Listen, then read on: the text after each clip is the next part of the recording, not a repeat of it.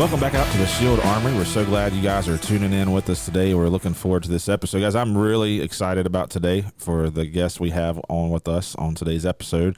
This is somebody that's near and dear to Shield's heart, and somebody we've had a lot of fun with, somebody that's been, we've had the chance to serve, but somebody who's also turned around and served us, which has been a cool, incredible blessing to Shield, and we're so thankful for that. Anyway, you guys looking forward to this as much as I am? I am. This fellow's a legend for good and bad reasons. I am anticipating this podcast. Yeah, that is so true. This guy has done, in all seriousness, he's probably one of my favorite people. He has done a lot for me personally, as well as for Shield through the years. I could not ask for a better friend and supporter for Shield. He has really helped us out time and time again, and has helped us better serve officers. And so, yeah, I'm very excited to have him on here, and we'll see how we do with this episode. It could be interesting. Yeah, for sure. Well, this one might go down in the record books, boys. It's been fun for me. I got to watch from the outside and get to know this guy a little bit, by little bit, by little bit for 5 years before I got to come on board with Shield. And now I've really gotten a chance to get to know him, which has been so fun. And he knew baptism the by authentic fire. the unfiltered version of it. Yeah, so this has been fun. So I'm looking forward to today. It's going to be great. So I'll tell you what we're going to do. Without further ado, we're going to let the legend himself introduce himself, tell you who he is, a little bit about who he and his family are, what he does, and then we're going to dive in this episode. So go ahead, man. Take it away. Well, hey, I'm happy to be here. My name is Patrick Perkins. I have a beautiful wife named Kelsey Perkins and a wonderful son named Caleb Perkins. I come from a law enforcement family. Some of you may know some of my siblings. I am Chris Perkins' younger, more attractive brother, and I am Monica Perkins' younger, more I don't know what you could describe me as when you talk about her because she's so proper. But yes, I am Patrick Perkins. I am what you would call some would call me the Hunter Biden of the Perkins family, and then some would call me the crown prince of the Perkins family. So it really depends on which person you speak to of how you would get from me. But I have spent a lifetime in law enforcement, and I absolutely adored it and loved every part of it. I started young. I started real young. I started at 18 as a deputy in the Roanoke City Sheriff's Office. And shortly after 1999 is when I joined. And then after that, I got old enough to where I could join the academy for the police department because that's what I actually wanted to be. I didn't want to be a sheriff's deputy. I enjoyed everything that I learned as a sheriff's deputy, but I wanted more like street fun. Shortly went into the police department and had a very fruitful and colorful career. I wouldn't say shortly, but in between all that, I actually joined the United States Army and was a soldier for a few years, injured myself and come back home and became a police officer again. And that's where I was home, and that's when I really enjoyed it. And I can tell you I've got plenty of stories. I enjoyed everything that I did. I believe that I actually made a lot of really good friends at the police department, and I still do. And now I'm currently a photographer. People often ask me, like, how did you become a police officer and then a photographer? And well, I got real good at shooting at people, and this time they don't shoot back. Oh, boy. Oh, boy. And now, and that's what we do. Me and my wife, we run Patrick Perkins Photography, and we're wedding photographers, specialty work, and then everything else of that, we do all kinds of photography. And one of the coolest things about the photography now is it gets me back to the police department, back with my old friends. And that is more therapeutic to me than pretty much anything, is being able to get back with those friends and talk to those and all that stuff. So, and then I got the email saying that you guys would like to bring me in and talk about some of my past at the police department. I thought, well, this will be great. Yeah, man. Yeah. This is going to be fun. So you started off in 1999 as an 18-year-old at the city sheriff's office. Yes. We're pretty close in age, and I turned 18 in 2000, so we're pretty close in age. And so then you went from there. You did your stint in the Army. I went from the sheriff's office to the police department. Sorry. And then had a little bit of a forced vacation. Gotcha. Yeah. And we'll talk about that. I'm an open book, so it doesn't bother me. And then went and played Army for a few years. Gotcha. And then during the Army, I ended up injuring myself, and then came back home and was back at the police department again for a couple of years. Okay. All right. Good deal. So let's talk about that a little bit, man. Let's just kind of dig into that for a little bit and talk about that. So share with us a little bit about your police career, man. You talk about that's where home was at, and share with us a little bit about why that was the case. So I in the Perkins family, you kind of grew up looking. I watched my father put on a uniform and go to work. Then I watched my brother put on a uniform and watched my sister put on a uniform. So it was kind of understood that was basically my natural progression in the world. I was going now as a young man. I know this is hard to believe, but I was a very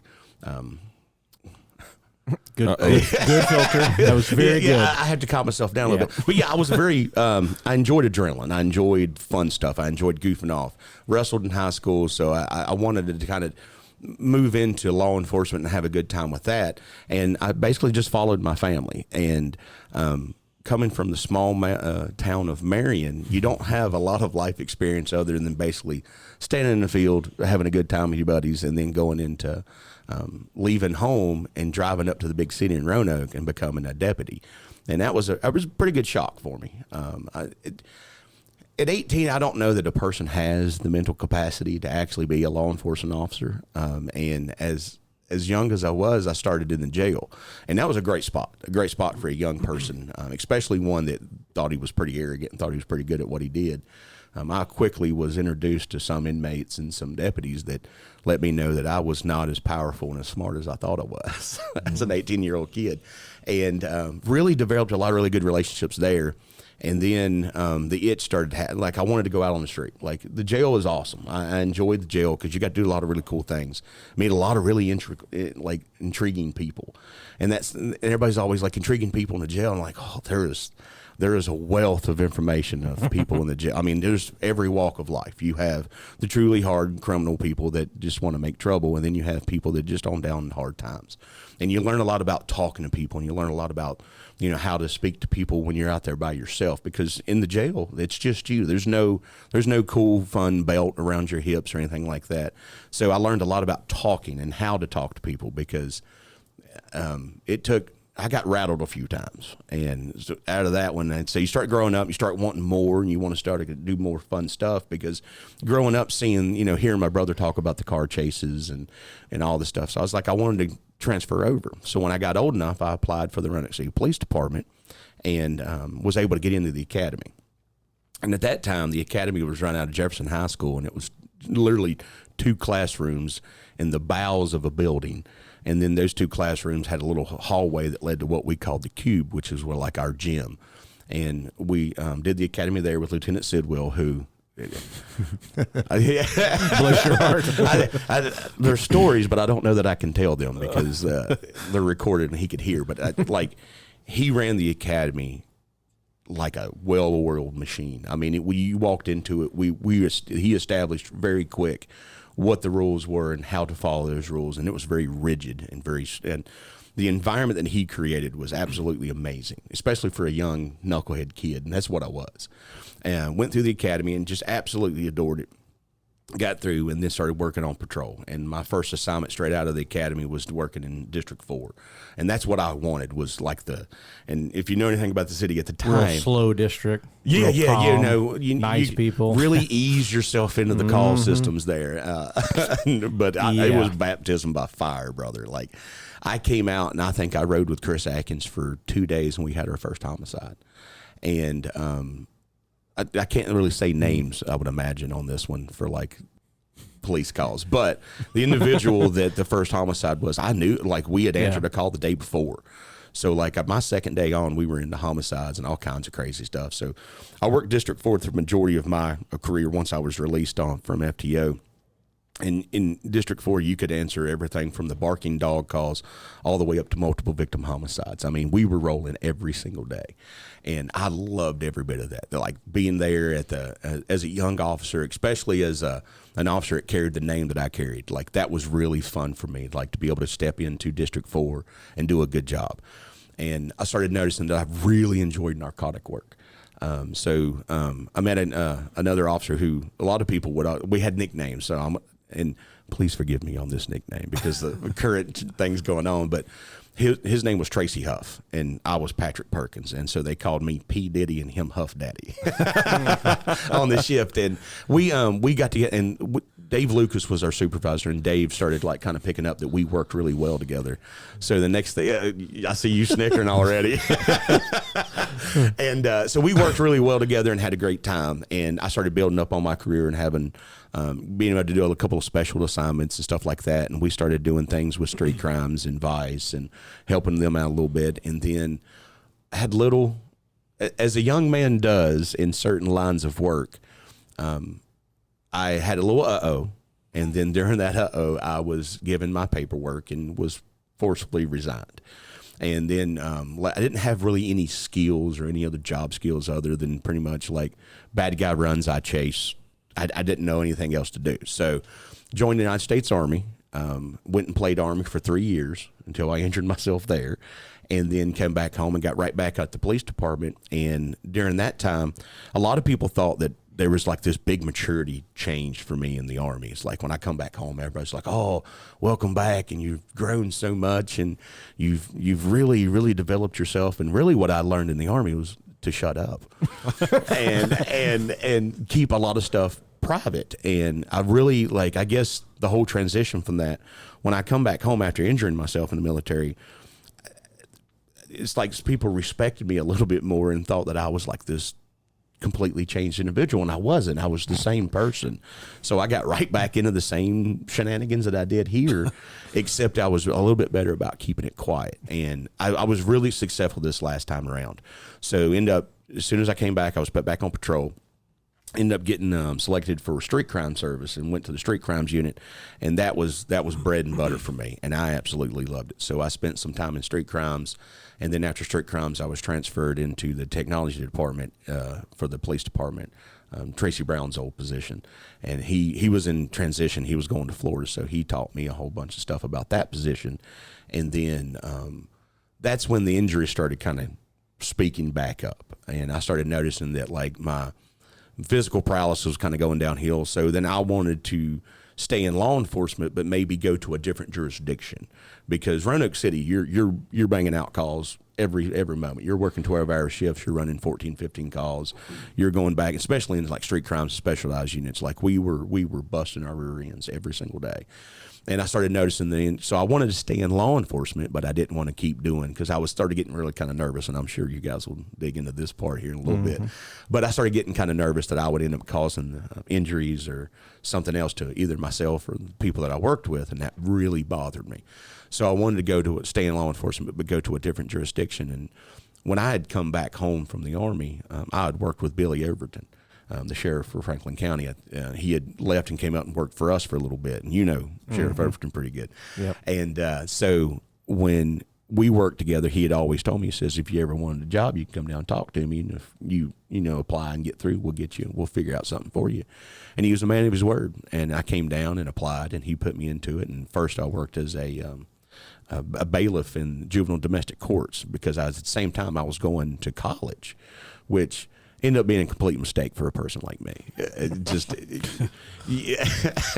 I've got plenty of stories for when we get to that part, but that's a whole bag to unpack. But so college didn't work out for me. It just wasn't something that I was able to do.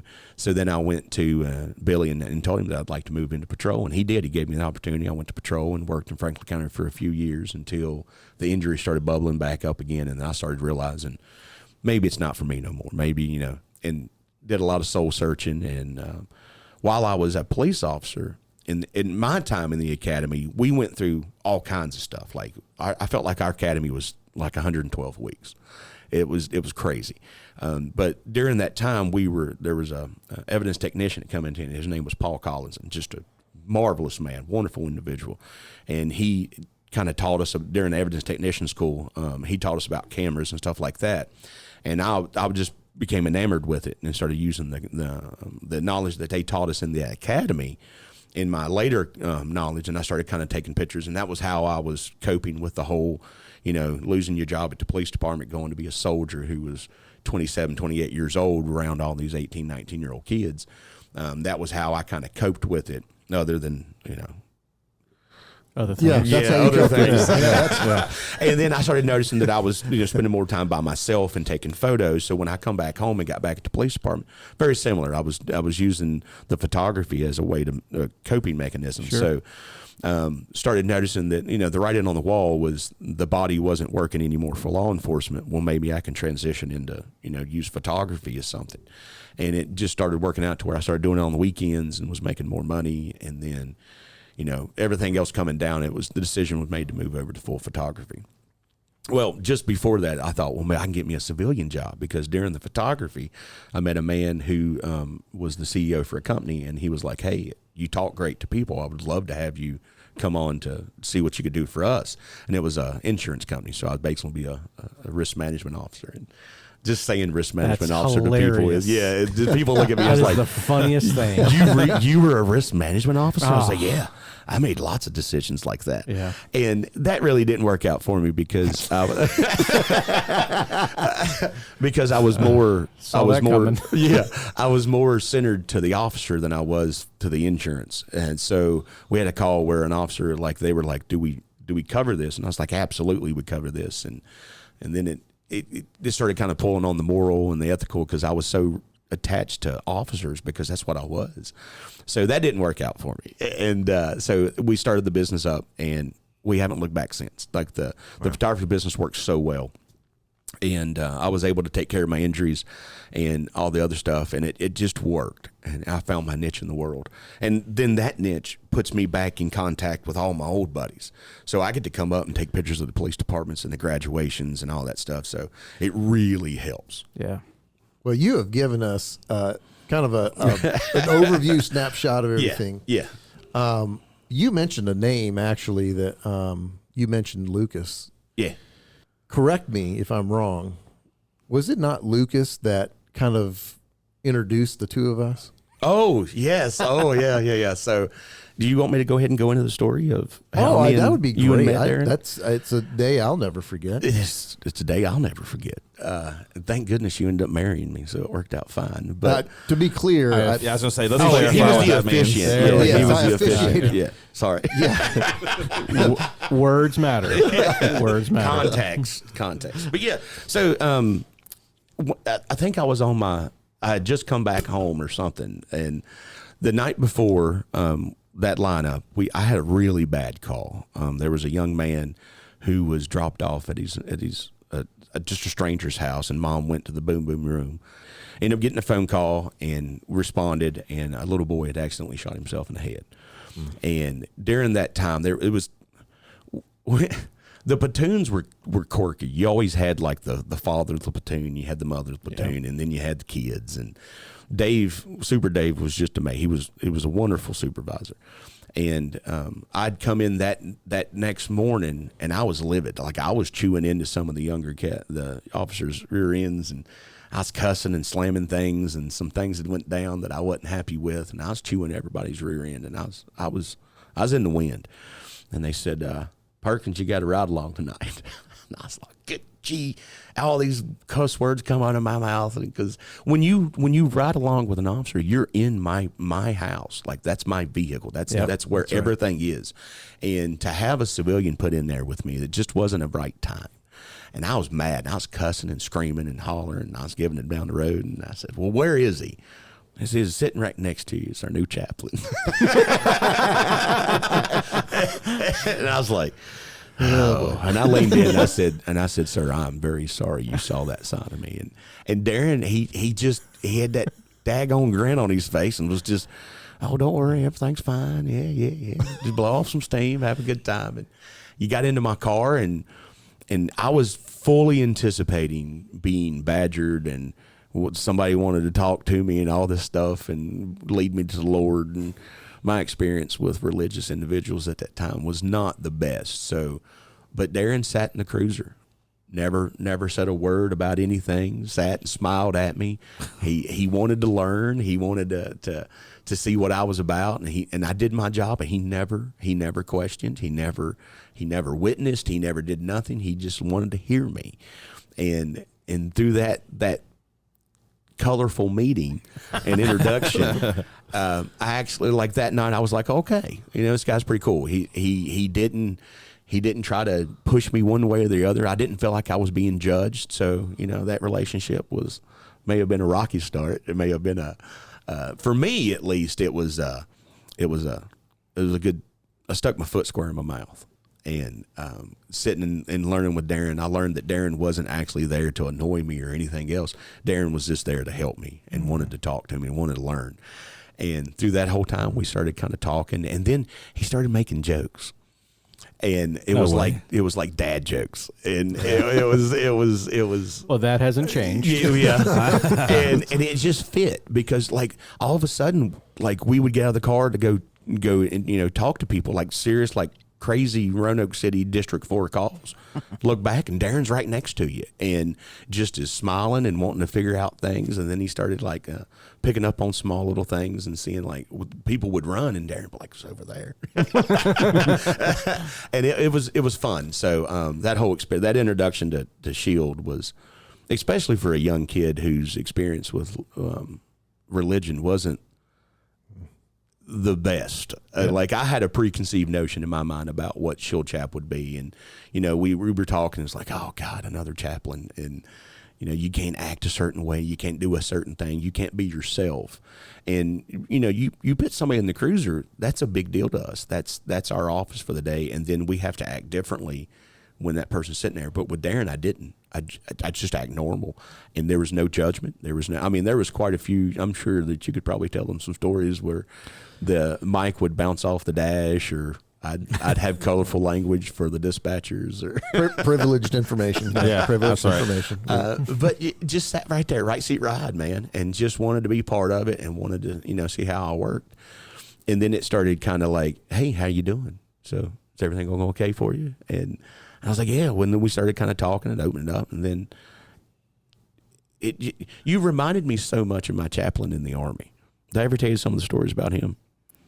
No. It's very similar to you guys too. Wow. So chaplains in the Army are very similar to the situation. Like, you can get one that's really good, and then you'll get one that's like, so saith the shepherd, and fire and brimstone, and then and there's all different. There's Wiccan and Catholic and Baptist and all the different ones, but that's a spread. You were right. I mean, they have everything. Yeah. You can go to all kinds of different practices, and some of us would do that on the weekends just to get out of drill so that we could go and practice. And I did. I went to all different ones, but in my unit up in, I was with the 317 Artillery Brigade, and our chappie his name was Michael. I can't remember his last name, but he was such a good chaplain, because when we would be out on FTX and we'd be out there for 2-3 weeks, no showers, you're using like wet wipes to pretty much shower and keep certain parts clean. And we're just hating life, and it's just, we're screwed like mad. We've been up for 24 hours and we've been on patrol, and what in the heck are we doing to, I'm watching a bunch of rocks sit, and then of course around the corner comes Michael with a pack of McDonald's cheeseburgers and starts handing them out to people and talking about, going to the outhouse and it's just hilarity, which got us to where our minds would stop thinking about everything that we were doing. And it was like we were just having a good time. And that's very similar with when you showed up. Like, we would deal with so much stuff, and, when they send you to the chaplain, it's like, hey, here's your rubber gun squad type stuff. And like, you got to go talk to the chaplain. We're like, yeah, I got to talk to the chaplain. It's like, well, give us your gun. And it wasn't like that. Like, you just sat down and talked to Darren, and Darren would just accept you and listen.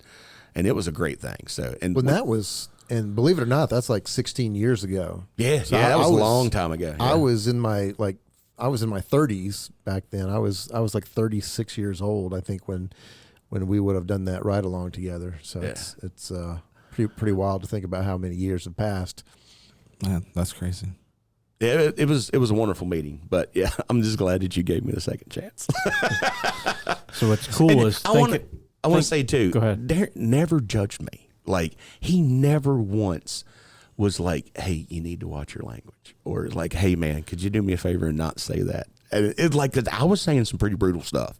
I mean, we law enforcement officers walk this very narrow line, and it's so hard to get people to understand if you've not been in it.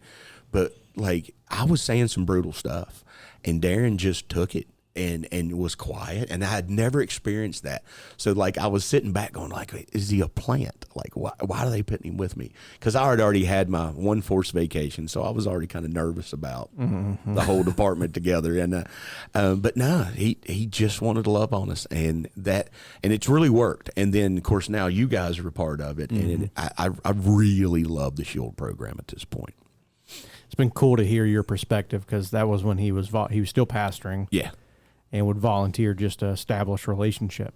Yeah. And so if he would have knew at that moment of that ride along that in years to come that this would be my church. Right. Guys like this.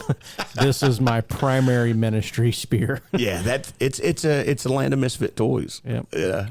But we love y'all dearly. Well, thank goodness you do, because we have to have that. Like that line that you walk is such a crazy line in law enforcement. And, you know, a lot of these guys were lost before you guys showed up. You've talked to them, you've heard us. The mentality needed to do this job is so much different than what it is needed for other jobs, because you have to have this, like, it's almost like playing a role. And it's like a really important, like crazy dramatic movie that like method actors can do it. And you actually take over. Like, I've ran into rooms and with friends of mine that like I would never do as a civilian. Like, my God, why would you, like, there was times where me and Flippin and me or other guys, and well, I don't know if I can use names, so beep it out if I can. Like, there were times where we would sit down and we knew that the next door we were going into, one of us was probably going to be shot. And for that mentality to have, and we still do that and go into it, you develop this really weird sense of humor and weird sense of reality. And that is so off-putting to most human, like civilians, when they finally talk to us. Because there's this like image of police officers, like we're heroic and our capes are flowing off our back and we never curse, we don't drink, we don't, all this stuff. And it is so far from the truth. And that, I think that comes a lot from playing that role. And that role that we play, we work very hard, but we played even harder to deal with those things. And it was a breath of fresh. I'm so grateful that I come across SHIELD at that early part in my career, because I was wild. I was nuts. I did like most officers, and I would work really, really hard, and then I would play even harder. And then sometimes that line that you're walking gets a little skewed. And having somebody in place and something in place that the department started actually saying, hey, you can go talk to these guys, and that helped out so much. And just in kind of ground basing some of us, because at first the chaplains that we dealt with, we didn't care. They showed up at graduation, they showed up when somebody passed away, and then they just left. And we needed them, but we didn't use them. And then Darren showed up, and we started actually using them and talking to them, and it was great. So I'd like to ask you about some of the stuff you shared about earlier. This is cool because, man, we've been able to get such a 10,000 foot view of your life, your career through this. And so what I want to do is I want to ask you, based off of that and what you were talking about with SHIELD and your connection with Darren and us, is, you were talking about the injuries as a part of your, part of your story, and the things that you started noticing, the things that were causing you to get nervous in your law enforcement career and that kind of stuff. Yeah. What was kind of the point where you were starting to really see, like, man, I might not be able to finish out this career the way I thought I was going to? What did that kind of look like for you? We're going to start digging into it now, boys. In the military, you run into it, and you have this big full head of steam, and young men, we're impervious. We're trained from both, and then a lot of what I'm talking about comes from both police and military. We are taught to be indestructible. Like in the academy, you're taught, like, when you walk into a room, you command that room. Like, that is your baby. Like, you are in control. And in the military, like, anytime you enter a room, you are the end all beat all. Like, we are the strongest individuals. And that mentality was very sealed into me. And I come from law enforcement family. I enjoyed the job. And so now, we are built up to be the absolute pinnacle of performance. And that's what was happening. And then I got into when I joined the military, I started noticing like I was surrounded by a bunch of young kids. And so I'm the older guy, and I had some stuff to prove. And I did. And now, and you guys can see me, but, and everybody that knows me, knows that I'm a very short person. My instep, and this is all leading into what the injuries were, my instep was very small. So in the military, you have to take a 30-inch step. Everything's based off a 30-inch step. And when you do road marches, everybody is walking at a 30-inch step, except for little Patrick Perkins, who cannot take a 30-inch step. I take about a 15-inch step. So in order to keep up with the road marches and all that stuff, I would jog. And it was so funny because you would hear the drill sergeant. My first drill sergeant was Drill Sergeant White, and she was a very short female. And she would see me start to run, and she'd be like, Perkins, stop running. Take your 30-inch step. Roger, Drill Sergeant. I'd take my 15-inch step. And all of a sudden you hear, Perkins, start jogging. You're messing everything up. So I would start running again. And that's what I did. I just jogged my road marches, and I qualified through that. And I started noticing a little bit of pain showing up. And the Army doctors would call it overuse syndrome. And basically it's shin splints. But like the real shin splints, not like, oh, my shin hurts, but like where your shin bones are starting to kind of crumble a little bit. So got through basic, ended up getting stationed in Fort Lewis, and we had a really hoo-ah first sergeant. And anybody that knows that word, hoo-ah first sergeant, he had the baby blue and was all infantry, and he was like, we're gonna work today, boys. And we did. We were an artillery unit, but we were basically doing infantry maneuvers at all times. And that meant combat loads, running, jumping off of trucks, jumping all this stuff. And I ended up having to start going to sick call, which is like this big no-no in the military, sick call. You don't want to be a sick call ranger and all that stuff. But I started noticing something was drastically wrong. And then there's another really fun story. Sorry, there's another really fun story. There's another really fun story about how I end up injuring myself pretty good coming out and playing, you know, your TV type stuff that we'll get into on another day. But end up hurting myself good enough to where the Army said, hey, we don't think you're going to make it through. So I ended up getting med boarded. And that's a hard thing to talk about too, because soldiers train for war. Officers train to catch the bad guy. So then you had that second, like, well, am I failing again because my body's not keeping up? And now the Army's even said, hey, we can't have you here no more. So, when I lost my job at the police department, which we can unravel too, that's a good story. But yeah, it is. when I lost my job at the police department and joined the military, I was looking for my honor again.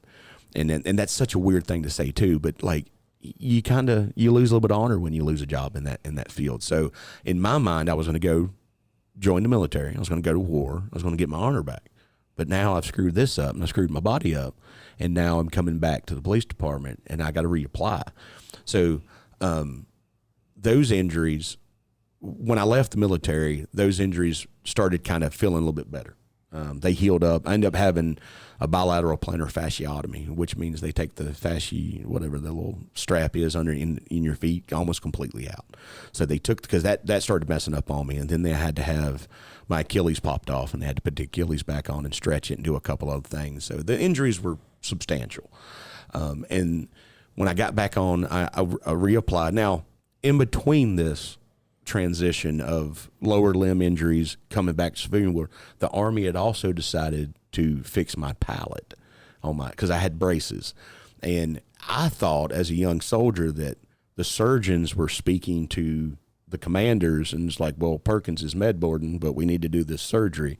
So they ended up doing the surgery on me, and it was a facial reconstruction to help with the palate. And everybody thinks that like there's this cool story about, how maybe I got blown up and my face got blown apart, and it was just, I needed braces. So they end up doing the surgery, and they end up clipping the 5th and 9th cranial nerve. So everything was just completely, I had no sensation in my face or mouth, and I had whole face was numb. Yeah, from my eyes down, everything, like the 5th and 9th cranial nerve is right here, and just all of this was just no sensation whatsoever. So end up learning to talk a little bit better and how to eat again and how to figure all that out. And then in transition in the military, it's way different than the civilian world. So they basically took me and stuck me in a barracks room. Like my unit goes and deploys, and then I'm stuck in just a barracks room by myself, and it was called White Cell. So I'm just sitting there, and I would report to duty with a bunch of strange individuals that were either getting kicked out of the Army for good reasons or for bad reasons, and mostly for bad reasons. So I was stationed there and did my White Cell with my face completely swollen up, and it was bad. And that put me in a pretty dark spot. And then I ended up coming home, getting back with the police department, but that dark spot was still there. Mm-hmm. And I started kind of, law enforcement officers. I got back at the police department, started having, was able to get my weight back on me. I was able to eat again. They took the plates and everything out of my mouth, and then pretty much just tossed me back in the police department. And I rode with Rob McNiff when I come back home to get reacquainted with it. And that's a good one too. Yep. And to get reacquainted, and then had a great career. Got the street crimes and a couple other things. And then the injuries started kind of sneaking back in. The feet, like the surgeries, I started like aching at all times. The plantar fascia, if you guys have never experienced that is an injury that you just cannot see. You can't see it. Like there's no way to show, oh, look, my foot's crooked. No, they look normal. And then the Achilles injury and everything else, and it started sneaking back up. And I started noticing that I wasn't as fast as I was on foot chases. And because I was known, I was a gazelle. I was like Bottle Rocket. They even called me Bottle Rocket in Cardinal Criminal Justice Academy because I'd take off after them, and I loved it. But then I started noticing it was coming back more and more. I was starting to, I was maybe drinking a little bit more after shift because my body hurt so bad, because that's the only thing we could do at the time was drink. So I started drinking a lot and really, really drinking to help with that pain. And then, of course, the VA has certain medications to help you with pain, and I started noticing I was a little bit attached to that. Like to be able to get up and go to work, I would either have to have some type of pain medicine in me, or after work I'd have to have alcohol in me just to feel better. And I was known as a wild, fun guy, but quietly and behind the scenes, like I was dying.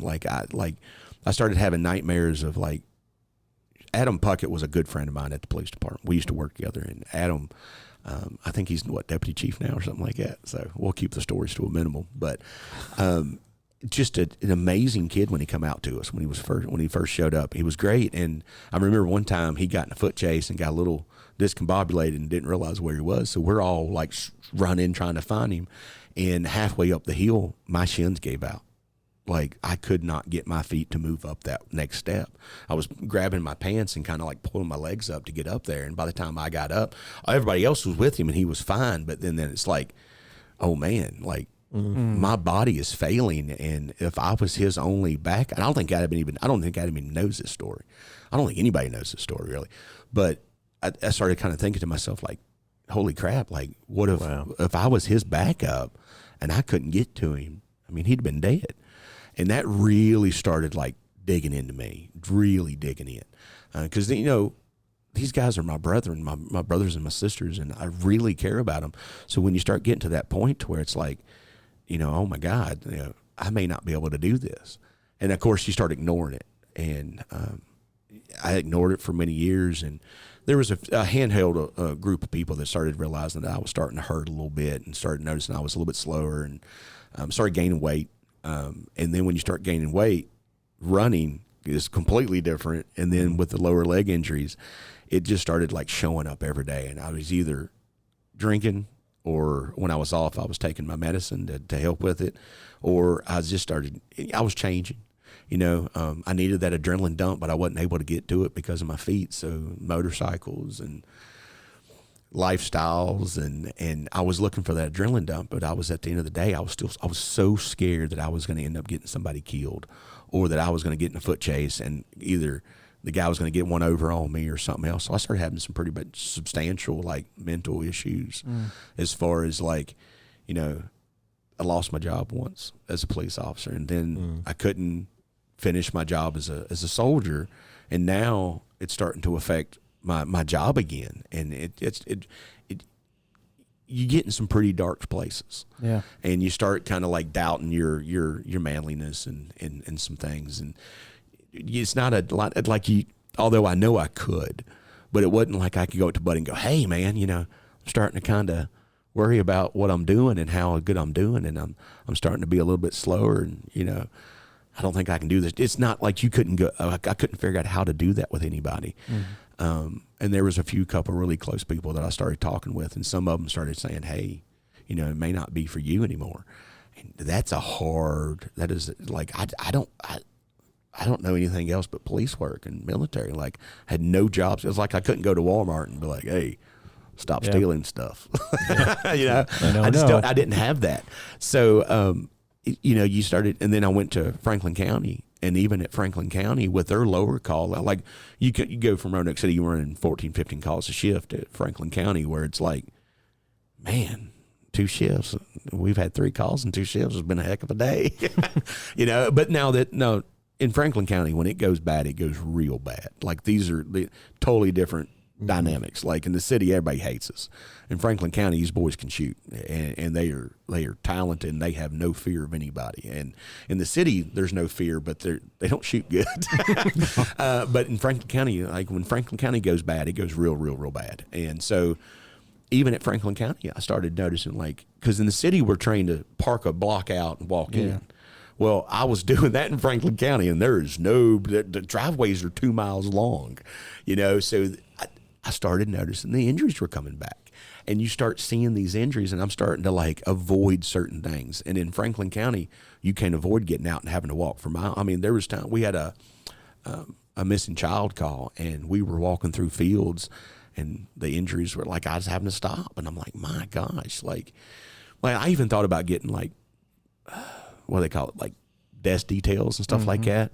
And then Roanoke City, they just didn't have them. Like, you didn't have a light duty position, like an administrative assignment. Yeah. And then that all together, like, you can imagine how that makes a grunt feel. It's like, oh, I'm on desk detail. No, that didn't work. So started really kind of doing a lot of soul searching in coming from the family I come from, and then the relationships that I built with all these guys and girls that I worked with. That mentality of that I may not be able to do this anymore, that hurt. That really hurt me, and it put me in a really dark spot. And so finally I made the decision just to step all the way away from it, and got that civilian job with insurance, and that didn't work out at all. That was just, and then the photography started picking up. And all during this whole time, the photography was on the weekends. So I'm basically doing double detail. Like, I'd work at the police department and then go and shoot weddings and other things. And the money was there, and the money was good. So, by this time, I had met Kelsey, and she was just an angel. I mean, she was given to me at probably one of the best times to be given that type of situation, because I was really in a dark spot, drinking constantly, staying drunk. And then, like, looking for that next adrenaline dump, because I wasn't getting it at work because I couldn't. Physically, I couldn't. So I was looking for it another way, driving, speed, motorcycles, all that good stuff. I needed that excitement. And then I met Kelsey, and we started talking a little bit, and that was during my transitional time. And she just accepted me and loved me. She didn't care if I was a cop. She didn't care if I was a photographer. She didn't care if I was a soldier. She just wanted to be with me and love me. And that helped out. But then, the conversations with Darren and, you guys weren't here yet, so don't feel bad. But, like, you start realizing that maybe it's not for me. And I transitioned out. And that was leaving law enforcement and becoming a civilian, and it sounds so arrogant when I say this, and I hope anybody that's listened to it knows that I'm probably not, although I can be arrogant and funny with it, but when you lose that authority, that is like being stripped of the most important thing in your life, because that authority is all we know as law enforcement officers. And even saying it and listening, because I can hear it in my speakers, is like, that seems like such a small thing. Like, oh, you don't have the authority you used to have. You don't have your job. But that's how we identified. Like, you take that away from an individual that has lived his entire life of doing that, and that's tough. Yeah. And then, like, I had this big rush of all these old calls and all these old stories that I had bottled down deep inside of me and just dealt with and just ignored. And then all of a sudden, I don't have I don't have that ability to go back and like in law enforcement, if you're upset, you can go find some situation where it's like, okay, I have to use force. Now I'm not hurting anybody and I'm not doing anything that I shouldn't do, but if I go to this certain place, I know that I'm going to have the opportunity to use force, and you use force, and that kind of like almost gets it out of your system. Scratch that itch. Yeah, scratch that itch. It's a good one. I like that. And but I didn't have that anymore. And now it's like when you go out partying with your buddies and having a good time, and everybody's laughing and joking, and then okay, we're gonna go home and go to sleep, and you close the door, and your friends aren't there anymore. And that's when the demons start kind of like walking in, and you start thinking about the things that I used to do, and I missed it. I really, really, to this day, I miss it. I miss it so bad. Like I miss the camaraderie, and I miss the ability to stand next to another human being and know that that human being is willing to die for you. And then that I am here to die for that, other human. Like it's a weird feeling to be able to say, I am willing to step in front of a bullet for this individual. And it's like I only know them from work. And, you really develop a lot of like really close bonds. And then I didn't have an outlet. I didn't have any way to be able to do anything. And, you wake up looking for the KDT to be able to mark and route, because in your mind, you have to be going to do something. When I was assigned that civilian job, like they would give me an assignment. Like, hey, you need to go investigate this. And I would run out, just get in my car, go, drive to Bath County, do the investigation, come back, hand them a whole packet and say, I'm done. What am I supposed to do now? And they were like, that was supposed to take you a week. And it's like, well, no, I need something else. You have to give me some. I'm a trained dog. Like, you have to give me an assignment, and I have to go out and work that assignment. And as a civilian, I didn't have that no more. So I just felt absolutely worthless. I felt like that I didn't mean anything anymore, and it really put me in a dark spot. The alcohol started increasing. The draw to the pain medication became very increasingly pulling to me, because the pain would stop, the thoughts would stop, and I'd pass out and go sleep. I'd drink myself to sleep, and it was just like this constant like back and forth, and I just did not feel worth it. I did not feel, if I identified with that badge so much that when I didn't have my badge, I didn't know what to do. And then you start like looking like people driving past you, breaking the rules, and you're like, that's 46-2-3, whatever this code section is, you can't do that. And I was lost for many, many years. I think I'm still lost to a certain point. Well, I was actually getting ready to say, man, like I didn't know a lot of this. I knew some of it, but I didn't know a lot of it, right? These guys knew more than I did. But seeing you now and knowing you now, it's amazing to see, because, man, every time I'm around you, one of my favorite things about being around you is the amount of joy that you bring into a room with you when you come in. Like you're one of the most joyful people that I've ever met. Like truly, I get so excited when we start talking about like getting together with you or doing things with you or whatever.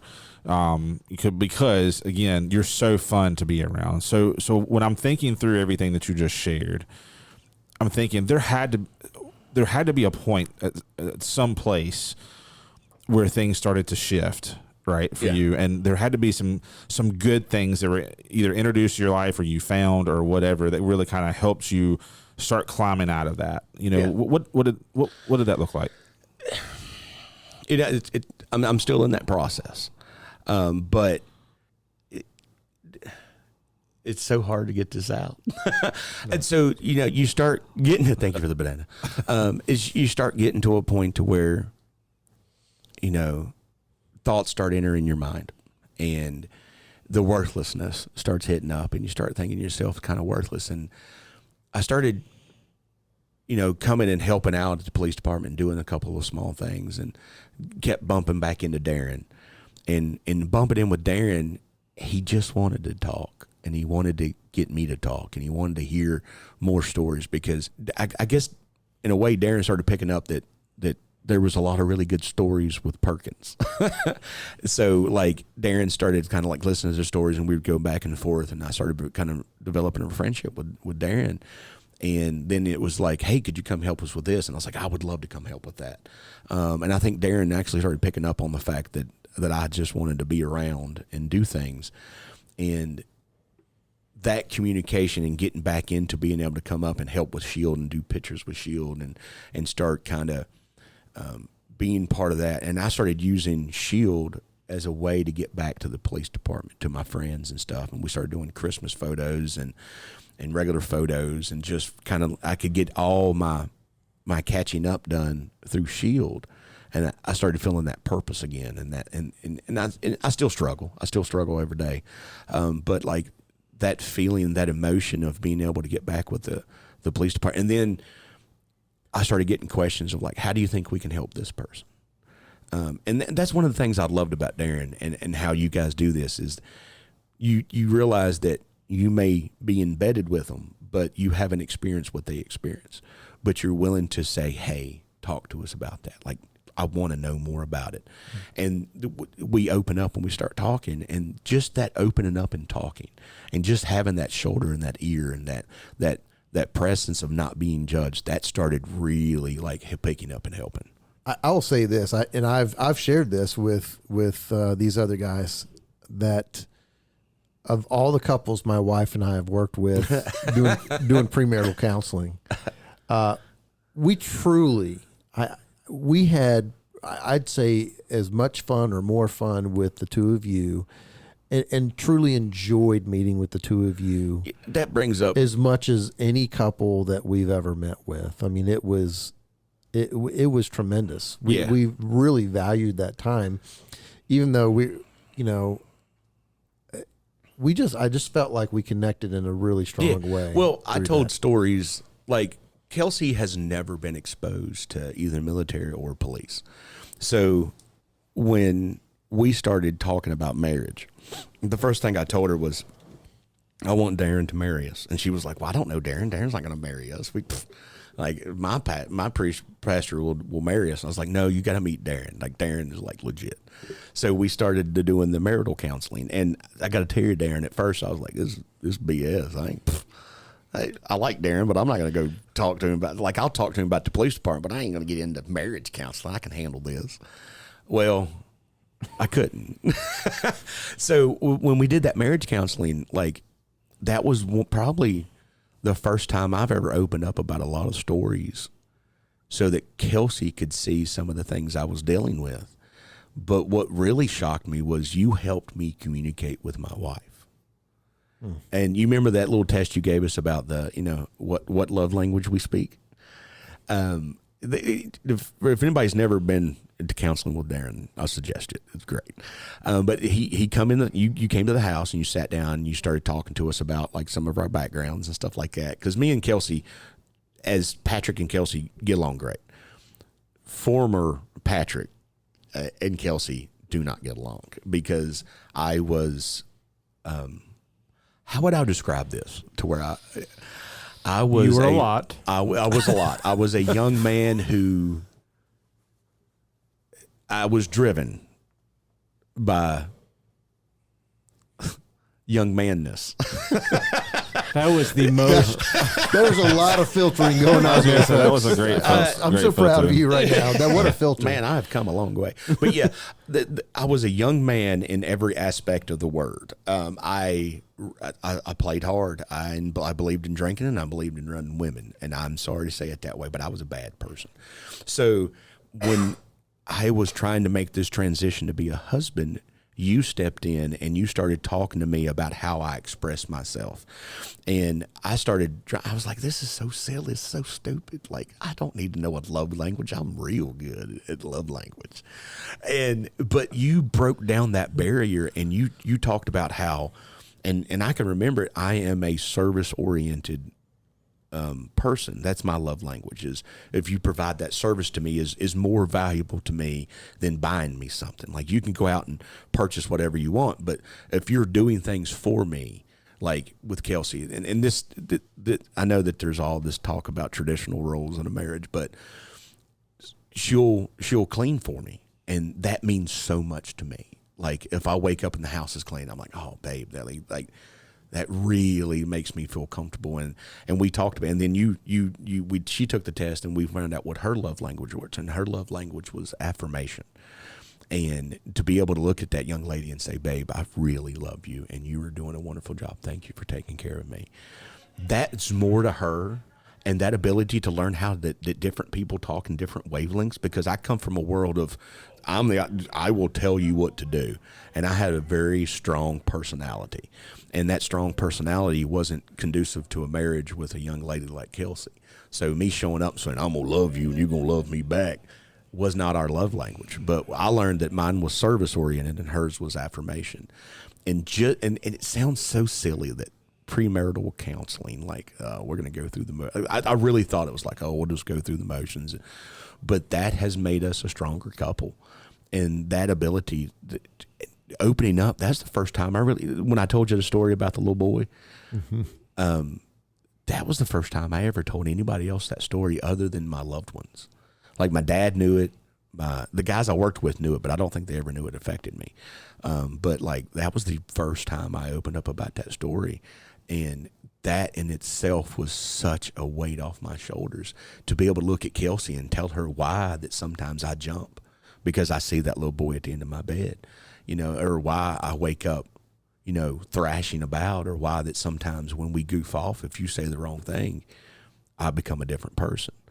That helped me so much, that right. Learning how to open up. And because for years I had been guarded, like that story about that little boy, like nobody knew about that. Like I remember when that story happened, like Fender was the only person that said, hey man, you good? And I was like, yeah. And I was like, yeah, I'm good. And that was before psychologists were involved or Dr. Hale was involved and all that stuff. I just swallowed it. And I had carried that for so many years. And then I cried that night. And Kelsey had never seen me cry up to that point. Now, granted, we were on it together, I think, like 3 years before. But she had never seen me break down, never seen me cry, she never knew that I even had that struggle. And so that just that little marriage counseling to begin with, that like broke the surface tension for me to be able to tell her all the stuff. And then it was an avalanche. Like that whole rest of that time, like I was talking to her and she had no idea some of the stuff that I had seen and done. And that all came from that marriage counseling. And she stayed. Yeah, and she stayed the whole. She's still here. Yeah, still right. here. Oh, that's cool. And hey, you just had an anniversary. I did not too long ago. Yeah, April. In April, we actually got married April the 18th, 2020, and you came out and did it. And we got we did that last year, 2 years ago, and it's been blissful. Not 2 years. Hold on. What is it? That math didn't match, but it's okay. Well, that's another reason I was just in combat arms. But yeah, like, I guess we've been married almost 5 years now. And if anybody is out there and listening to this podcast, like the marriage counseling helped me more than 10 attempts at anger management at the VA. Just learning that ability to speak to my wife and say, hey, I'm like, you always talked about the right way to fight and the right way to argue. And in my mind, that was just like, I didn't want to argue with my wife because once you get me to a point, I am a monster. I am a demon. Like there is no stopping me. Like when Frank the Tank shows up, like I cannot stop. And I'd always just not wanted to talk to her about those things because once I get to that point, I'm a bull in the china shop. Like I'm gonna hurt your feelings. I'm gonna hurt their feelings. I'm gonna hurt everybody I can, and I'm gonna go back. But that little counseling part that you guys did for us, that helped me out so much. It helped me learn that I could actually, hey, babe, we need to sit down and talk about this. You know how like you went through the whole thing of you hurt me. I want to talk about that, and then I want it to be done. Like I want to say, hey, Kelsey, what you said hurt my feelings, and this is why it hurt my feelings. I know you didn't mean nothing by it, but I wanted to let you know. Yeah. And that ability, like I didn't learn that in the police department because at the police department, when we show up and we make a decision, it's like, you've done wrong, you're going to jail. Or you guys, I know you're domestics. We go to them every single day, but then we go right back home and we cannot make our own decisions and fix our own marital problems because we are so in control and so commanding that marital counseling, when I sat down and realized if I could step out of that zone for a second and talk to my wife as Patrick and not Officer Perkins, it helped out so much. And because That's great. well, we're really good at giving advice. It's really hard for us to take it. And I even admit to you, I thought marital counseling is going to be whatever, let's get it done, babe.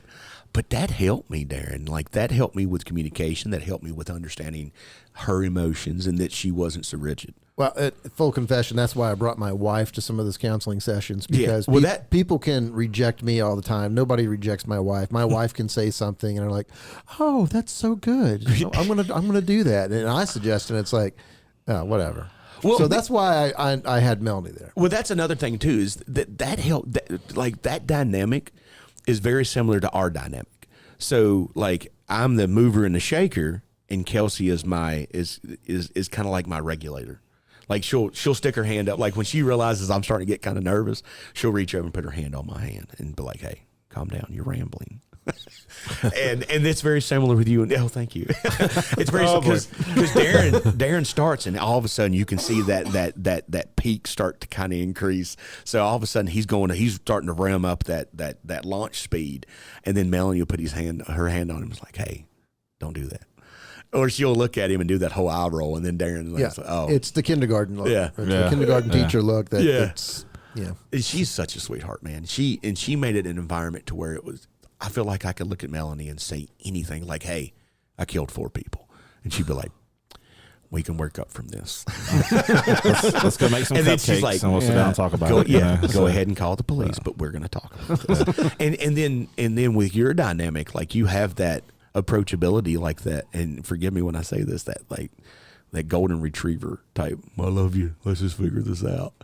And that makes us feel so comfortable and so easy. And then when you put them two together, like we still go out and eat together. yes. We like Kelsey, like, anytime me and Kelsey have had issues, it's always been like, "You think we can call Darren and Melanie and we'll talk about this with them, and it'll help."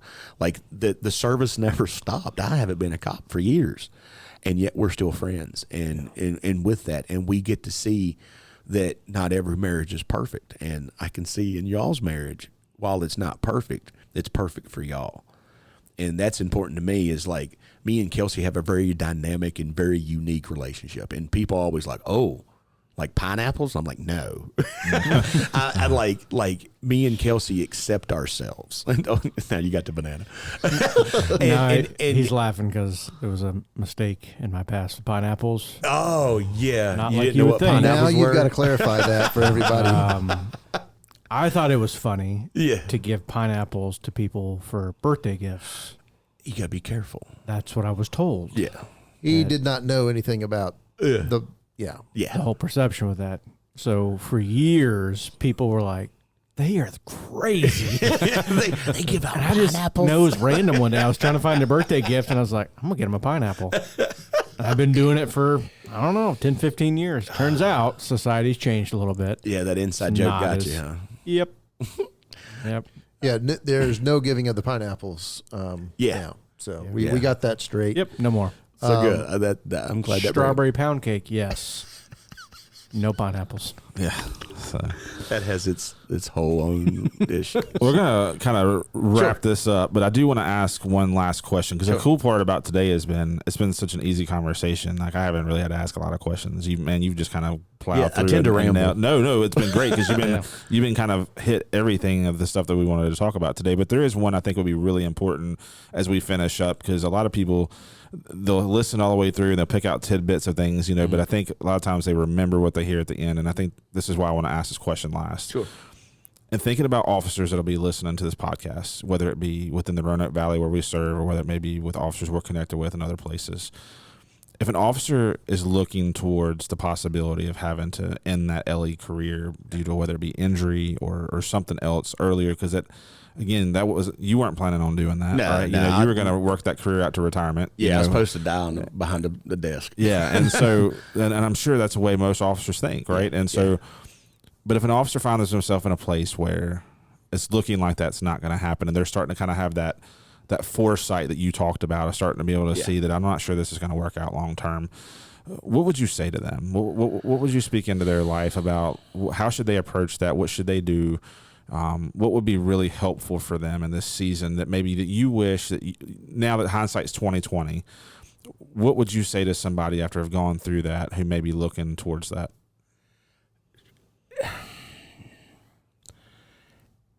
The road to placing yourself first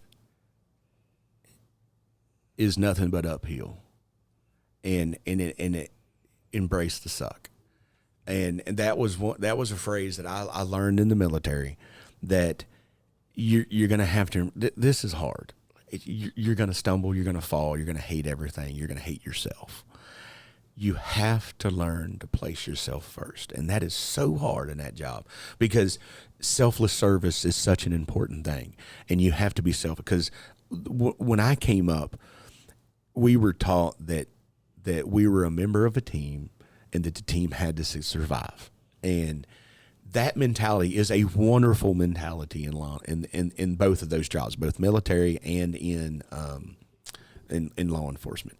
And you become that badge and that persona, and that you are willing to sacrifice yourself for the better of good.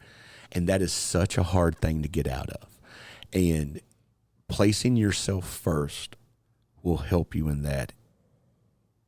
And always give it one more day, and it's the transition is so difficult and so hard to explain to a person who has never had that identification as that law enforcement officer, who is now becoming that civilian, and walking away from so much power and authority, while sounds so stupid, is it so hard that if you place yourself first and try to figure out what it is that means to you, that peace of mind, to grab it and growl and give it one more day.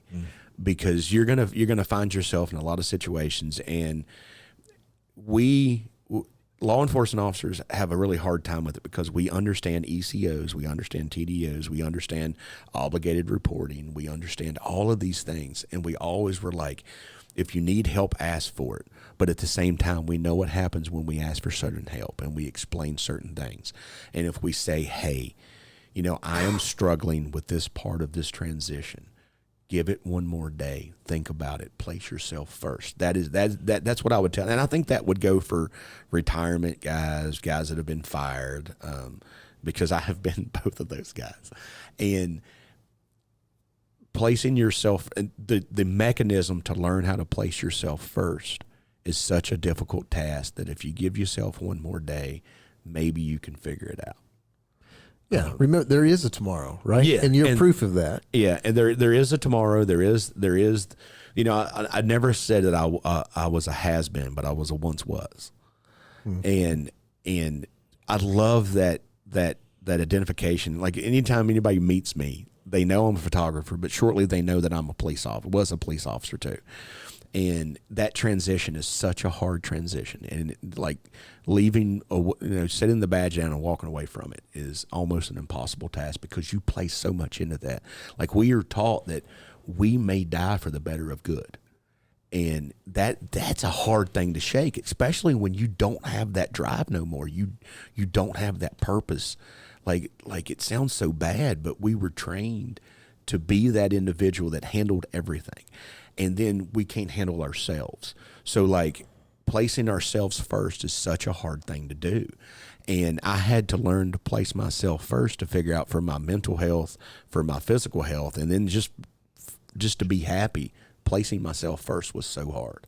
And that would be my suggestion. I know I'm rambling, but that would be my suggestion, is learn to place yourself first. And everybody has to learn a different way. Kind of what I have heard you say through this whole podcast is stuff that we've talked about through a bunch of different podcasts. You've just unpacked it in your living room. And I'm very thankful for hearing that story and kind of piecing some of those together, get to experience some of that with you. Oh, yeah. But there's such a danger when we take our identity and we put it in something like our career. Yeah. And as Christians, and as you would imagine, sitting in a room with three chaplains, we often talk about that our identity is not in the things that we do, it's in what Christ did for us. Yes. And that's truly where identity is. And so that's such a hard thing. Yeah. And Well, and that brings up a whole, and we're probably like part 2, but like in that conversation that me and you have had several times, and where we play the game, like ask me a question. I love this part, and I wasn't able to stump you until we got into the personal feeling, and then you were kind of like, oh yeah, he's got baggage. But like you never disengage. So like that life of being able to get back in here with you guys and talk, like we goof off, we joke, we laugh, but then all of a sudden it gets real quiet and we get real into it. And that's what has, like, you guys are worth your weight in gold to some of these people that you help. So yeah, that's a great point. I appreciate you just letting us even talk into that. Oh yeah. 'Cause I will forever remember sitting in that training room with you and you taking your glasses off and, are you ready for this? I was like, I woke up this morning hoping somebody would have this conversation, and we just rolled. Yeah, and that helps. That helps. Yep. And that's what Shield means to me. And I guess I guess we're moving into closing, but that's what Shield means to me, is that I always have a phone call. I always have a friend. And then you guys also look to me for advice. And that is, when we meet that point where you guys are like, yes, I can help you. Can you help us too? That gives me that purpose again. You know, that's what we're looking for. So I tell you, man, you guys are doing really good for friends and stuff here. Well, man, we're super thankful for you, and I hope you always know that. Like when we ask you for help or to do things, it's never because we want to wear out our welcome on that or anything like that. But we truly value you. Oh, absolutely. We value Kelsey, and we value your family. You know, and which is again why we wanted you to be on here today. You know, 'cause we value your voice and your story and the things you've been through. And so, thank you for taking time to sit down with us at the table and share all this, man. We greatly appreciate. I just wish I could tell you some more stories from the badge. Maybe that'll be a part 2. Yeah, Severely edited a fun episode.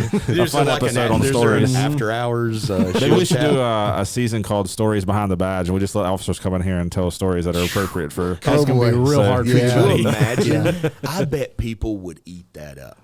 But also, I bet even the officers coming in and tell them that would get so much stress off their back. When I told you that story about that little boy in my living room during marriage counseling, I woke up the next day and I felt fresh. And I haven't felt fresh. Like, I think it was also because I was able to tell that story. Yeah. And because we love that. Cops love telling stories. Yeah. So one day I'll tell you a story about Lake Erie. Oh boy! We need to wrap up. I will say that the plan is to go to lunch after we're done with this. So I mean, we could talk about stories about Lake Erie at lunch if Patrick wants to fill up before he takes a nap. So you're gonna get rid of the banana. Dan's had this squishy, what are they? Stress ball. Stress ball. Yeah, stress ball with a banana that's been floating around the table during this conversation. So you can tell who's stressed out at any given moment, who's about squeezing on the banana. So, but hey, we're so grateful that you guys have been here. That sounded really terrible. It was not intended. These guys are now. Only this was on video. Hey. We're super thankful for you guys joining us. We'll catch you on the next episode of the Shield Armory. Thanks for spending time today with us on the Shield Armory. We hope this episode brought encouragement, insight, and a reminder that you're not alone out there. Whether you're on the road, behind the desk, on dispatch, or at home, know that your service matters and you are seen. If this episode helped you in any way, share it with someone you feel it could be an encouragement to. And don't forget to subscribe so you never miss an episode.